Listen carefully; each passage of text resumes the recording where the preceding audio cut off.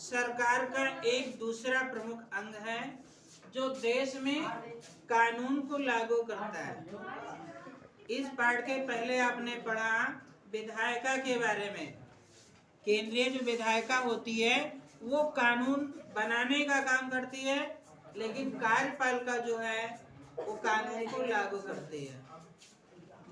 कानून को जब लागू करती है तो कानून को हर संस्था के द्वारा, या आप ये कह लीजिए संघीय कार्यपालिका संघीय सरकार का दूसरा प्रमुख अंग है जो देश में कानून को लागू करने का काम करती है। संघीय कार्यपालिका सरकार का दूसरा प्रमुख अंग है जो देश में कानून बनाती है, जो देश में कानून बनाने का काम करती है। संघीय कार्यपालिका में कौन कौन सी शक्तियां आती हैं मैं आपको बता रहा हूं। इसमें पहले आता है राष्ट्रपति।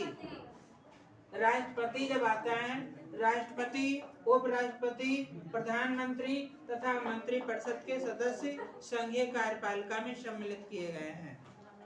ठीक, उसके बाद हम आपको बताएंगे राष्ट्रपति के बारे में। राष्ट्रपति जो है हमारे देश का सबसे सर्वोच्च पद होता है। राष्ट्रपति का सबसे प्रथम नागरिक होता है राष्ट्रपति। तीनों सेनाओं का मालिक होता है राष्ट्रपति। सर्वोच्च सेना का कमांडर राष्ट्रपति होता है। राष्ट्रपति का जो पद है, राष्ट्रपति पद की योग्यताएं हैं वो नंबर 1 पर वो भारत का नागरिक हो। कोई भी व्यक्ति जब राष्ट्रपति बनना चाहता है तो कुछ योग्यताएं होती हैं, उन योग्यताओं में सबसे पहले वो भारत का नागरिक हो। दूसरी बात, उसकी आयु कम से कम 35 वर्ष हो चुकी हो। भारत के राष्ट्रपति बनने के लिए उसकी आयु कम से कम 35 वर्ष होनी चाहिए। उसके बाद है वो किसी लाभ के पद पर ना हो। अगर वो लाभ के पद पर है तब जो है पद प्राप्त करने के बाद उसको उस पद से त्यागपत्र देना पड़ेगा। उसके बाद है अगली योग्यता कि उसमें जो है लोकसभा का सदस्य बनने की योग्यता हो,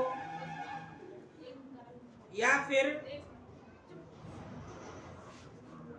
वो लोकसभा का सदस्य अगर बनना चाहता, मतलब राष्ट्रपति बनना चाहता है तो उसमें लोकसभा का सदस्य बनने की योग्यता होनी चाहिए। ठीक है ना, समझ में आ गया।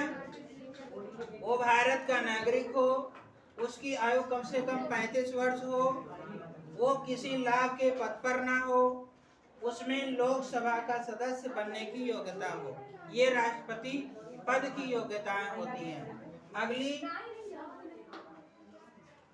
अगले पाठ में हम पढ़ेंगे राष्ट्रपति पद का कार्यकाल कितने वर्ष होता है।